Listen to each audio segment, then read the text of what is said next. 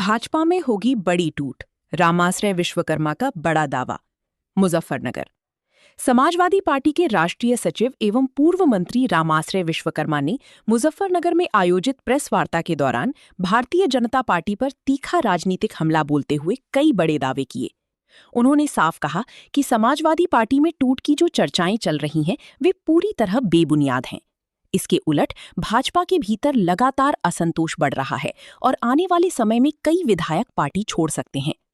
रामाश्रय विश्वकर्मा ने कहा कि समाजवादी पार्टी पूरी तरह मजबूत और एकजुट है। उन्होंने दावा किया कि भाजपा के कई जनप्रतिनिधि और नेता मौजूदा सरकार की कार्यशैली से नाराज हैं और समय आने पर इसका असर प्रदेश की राजनीति में साफ दिखाई देगा। प्रेस वार्ता में उन्होंने भाजपा सरकार पर पिछड़ा, दलित और अल्पसंख्यक यानी पीडीए समाज के अधिकारों पर हमला करने का आरोप लगाया। उनका कहना था कि केंद्र की मोदी सरकार और उत्तर प्रदेश की योगी सरकार आरक्षण व्यवस्था को कमजोर करने का प्रयास कर रही है। उन्होंने आरोप लगाया कि सरकार केवल बड़ी बड़ी वादे करके सत्ता में बनी हुई है, लेकिन अब जनता का भरोसा भाजपा से उठ चुका है। रामाश्रय विश्वकर्मा ने कहा कि भाजपा सरकार के कार्यकाल में महंगाई, बेरोजगारी और गरीबी लगातार बढ़ी है। उन्होंने प्रधानमंत्री के हर साल 2 करोड़ रोजगार देने की वादे को पूरी तरह विफल बताया। उनका कहना था कि छोटी और कुटीर उद्योग बंद होने से सबसे ज्यादा नुकसान मजदूरों और गरीब वर्ग को हुआ है। वहीं किसानों की आय दोगुनी करने का वादा भी पूरा नहीं हुआ और ये केवल चुनावी नारा बनकर रह गया। उन्होंने प्रदेश की कानून व्यवस्था पर भी गंभीर सवाल उठाए। उनका आरोप था कि भाजपा सरकार में सबसे अधिक अत्याचार पीडीए समाज के लोगों पर हो रहे हैं। उन्होंने कहा कि प्रदेश में पिछड़ी, दलित और अल्पसंख्यक वर्ग के लोगों के खिलाफ अपराध बढ़े हैं तथा महिलाओं की सुरक्षा भी गंभीर चिंता का विषय बनी हुई है। उन्होंने ये भी आरोप लगाया कि कई कथित फर्जी पुलिस मुठभेड़ों में पीडीए समाज के युवाओं को निशाना बनाया गया। परीक्षाओं में लगातार सामने आए पेपर लीक के मामलों को लेकर भी उन्होंने सरकार को घेरा। उनका कहना था कि बार बार परीक्षाएं रद्द होने से लाखों युवाओं का भविष्य प्रभावित हुआ है और रोजगार की उम्मीद लगाए बैठे नौजवान खुद को ठगा हुआ महसूस कर रहे हैं। उन्होंने दावा किया कि प्रदेश का युवा अब भाजपा सरकार से नाराज है और आने वाले समय में इसका जवाब लोकतांत्रिक तरीके से देगा। प्रेस वार्ता के दौरान सांसद हरींद्र मलिक, सपा जिलाध्यक्ष जिया चौधरी, महानगर अध्यक्ष बॉबी त्यागी, राजकुमार यादव, गोल्डी अहलावत, युधिष्ठर पहलवान, सलीम मलिक सहित समाजवादी पार्टी के कई वरिष्ठ नेता मौजूद रहे। नोट: ये समाचार प्रेस वार्ता में समाजवादी पार्टी के राष्ट्रीय सचिव एवं पूर्व मंत्री रामाश्रय विश्वकर्मा द्वारा लगाए गए आरोपों और दिए गए बयानों पर आधारित है। भाजपा की ओर से इन आरोपों पर इस समाचार में कोई प्रतिक्रिया उपलब्ध नहीं है। ये हमारा 3 दिवसीय मुजफ्फरनगर का विधानसभा वार ये हमारा संगठन का जो है मीटिंग है, बैठकें हैं, पीडीए की बैठकें हैं, जिसमें हम लोग विधानसभा के चुनाव की तैयारी के संबंध में चर्चा कर रहे हैं। वोटर लिस्ट से लेकर के बूथ से लेकर सारी चीज़ों को देख रहे हैं और सभी लोगों को एकजुट कर रहे हैं ताकि आगे वाले विधानसभा में हम मुजफ्फरनगर की 6 सीटों को जीतने का काम करें और समाजवादी पार्टी की सरकार बनाने का काम करें। मंत्री जी, इस समय अयोध्या राम मंदिर का चंदा घोटाला काफी चर्चाओं में है, उसको लेकर क्या कहेंगे आप? तो हमारे राष्ट्रीय अध्यक्ष जी ने तो कह दिया कि चंदा घोटाला हुआ है, चंदा चोरी हुई है। आज तक बीजेपी का कोई बड़ा नेता या सरकार का कोई मंत्री इस पर जो सफाई देने के लिए नहीं आया, जिसका मतलब बात सही है। मौलाना खलील के द्वारा एक बयान दिया है जाट समाज को लेकर, उसको लेकर आप क्या सोचते हैं? क्या मैंने बयान नहीं सुना है? उन्होंने कहा कि जाट समाज है वो हिंदुओं का लगा, हिंदू नहीं।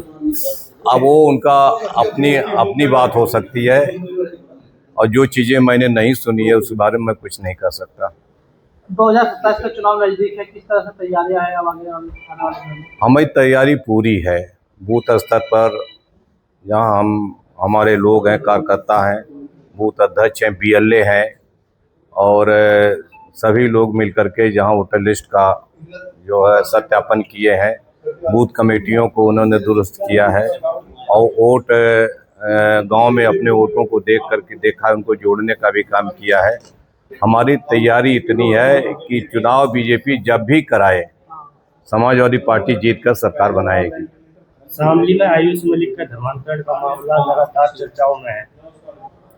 ये जब बीजेपी के पास कोई विकास का मुद्दा नहीं होता है नौकरी तो दे नहीं रहे, रोजगार दे नहीं रहे, महंगाई लगातार बढ़ाते चले जा रहे हैं, गरीब गरीब होते जा रहे हैं, अमीर अमीर होते जा रहे हैं। जब कोई इनके पास मुद्दा नहीं है तो ये धर्म का मुद्दा उठाते हैं और धर्म के नाम पर लोगों को गुमराह करने का काम करते हैं।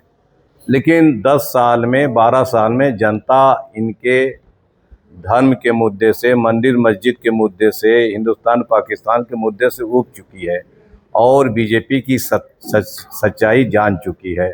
इस बार वो किसी भ्रम में नहीं आने वाले, सब लोग समाजवादी पार्टी को जिताएंगे और श्री अखिलेश यादव जी को उत्तर प्रदेश का मुख्यमंत्री पश्चिम बनाएंगे। बंगाल में भारतीय जनता पार्टी की जो इस तरह से जीत हुई है, उससे जो उत्तर प्रदेश का जो समाजवादी या विपक्ष का जो वो है कैडर है, वो कहीं ना कहीं एक खौफ में है। इस तरह से वहाँ की समाजवादी पार्टी का कोई नेता कार्यकर्ता न डरा है न डरेगा।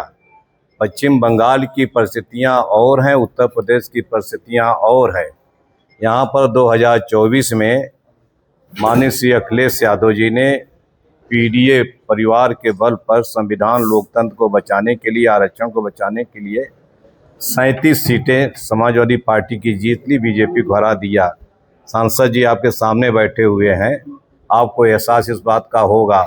और 2027 में हम 2/3 बहुमत से एमएलए भी जीतेंगे, सरकार भी बनाएंगे। ओम प्रकाश राजभर का नया बयान आया है कि समाजवादी पार्टी के बहुत सारे एमपी जो है टूटने वाले हैं और सबका अखिलेश यादव अपनी समाजवादी पार्टी। ओम प्रकाश राजभर हैं क्या? उनकी आइडेंटिटी क्या है? वो भारतीय जनता पार्टी के प्रवक्ता हैं। वो तो सुहेलदेव पार्टी के राष्ट्रीय अध्यक्ष हैं न। उनके 8 एमएलए में से 6 एमएलए खुद समाजवादी पार्टी का झंडा लगा घूम रहे हैं, टूट करके समाजवादी पार्टी में आ गए, तो अपनी पार्टी बचा नहीं पा रहे, दूसरी पार्टी की चिंता कर रहे हैं। समाजवादी पार्टी कार्यालय पर प्रेस वार्ता की गई है, किस मुद्दे को लेकर आज प्रेस वार्ता? हमारी पार्टी के राष्ट्रीय सचिव पूर्व मंत्री श्री रामाश्रय विश्वकर्मा जी आए हैं और सबसे बात की है तो उनकी प्रेस थी। एमपी साहब, इस समय अयोध्या राम मंदिर चंदा घोटाला काफी चर्चाओं में है, उसको लेकर आप क्या कहेंगे? भाई, घोटाले तो इस सरकार की एक जन्मसिद्ध अधिकार है।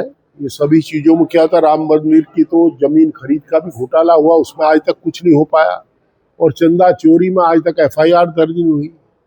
सारी बात आ रही है छन छन के। हम तो धन्यवाद करते हैं प्रेस का कि प्रेस ने इसे उछाला और सबसे पहले समाजवादी साहब नेतृत्व ने इसको संज्ञान लिया और जिस प्रकार से काम हो रहा है, पर आज तो कोई एफआईआर तो हुई नहीं दर्ज। आप सब जानते हो एसआईटी मुद्दे पर उसी की दरख्वास्त पर जांच करेगी ना, या हवा में जांच करेगी एसआईटी? कोई एफआईआर ही नहीं आज तक, और ये इसे आहिस्ता आहिस्ता ठंडे बस्ते में घेर देंगे। भाई, जिस तरह की कार्रवाई आम अपराधी के साथ होती है, जो दोष सिद्ध भी नहीं, हाँ तो दोष सिद्ध अपराधी उसी तरह कार्रवाई इनका कर दो। अब कहाँ गया हो मशीन पसीन सी? जिस तरह कार्रवाई और के साथ करते वही कार्रवाई करें तो अच्छा लगे। एमपी साहब, आप भी जाट समाज से आते हो। एक मौलाना खलील है, उनके द्वारा एक बयान दिया गया है कि जाट समाज जो है हिंदुओं से अलग है और वो अब सिख धर्म अपना रहे हैं। अच्छा, एक बात सुनिए, ये हम क्या कर रहे हैं क्या नहीं कर रहे हैं, मौलाना खलील बताओगा इस बात। देखिए, हम लोग कमेरे वर्ग के लोग हैं, अहीर, जाट, गुज्जर, राजपूत, बहुत से गोत्र भी कॉमन है। सैनी हो, कश्यप हो, पाल हो, प्रजापति हो, विश्वकर्मा हो, छोटा दुकानदार हो, रिक्शा चलाने वाला, पत्थर तोड़ने वाला, सब मेहनत कश लोग और कमेरे हैं, कमेरे खुददार होते हैं। अब वो किसी ने उन्हें, दरअसल में यहाँ स्थिति है, अगर आपको जिंदा रहना है तो जो भाजपा कहेगी वो कहना पड़ेगा। मौलाना खलील के साथ क्या हुआ होगा, जो उसने ऐसा बयान दिया है, तो मौलाना खलील से पुचकार कर पूछो, उसके दिल पर हाथ रख करके पूछो। यहाँ लोगों को पार्टी बदलवा दे, जेल या मेल दिखा करके उनसे क्या कराया होगा। नहीं तो सभी आदमी जानते हैं कि जाट के बारे में, मैं जाट बताऊंगा। अच्छा, आज तो ये ऐसे मुद्दे लाते हैं जहाँ 750 जाट, जो ज्यादातर जाट थे जिनमें किसान, एक तो हम जातिवादी राजनीति नहीं करते, हम इसमें आप हमसे कहलवाना चाहते हो तो हम बार बार हमारे मुंह से किसान निकलता है।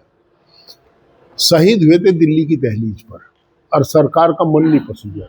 आज मौलाना खलील के बयान पर बड़ा हल्ला गाल कर रहे, भाई तुम ही तो धमका कहलवाते हो, तुम ही डरा के कहलवाते हो और तुम ही इस तरह की फिर बात करते हो।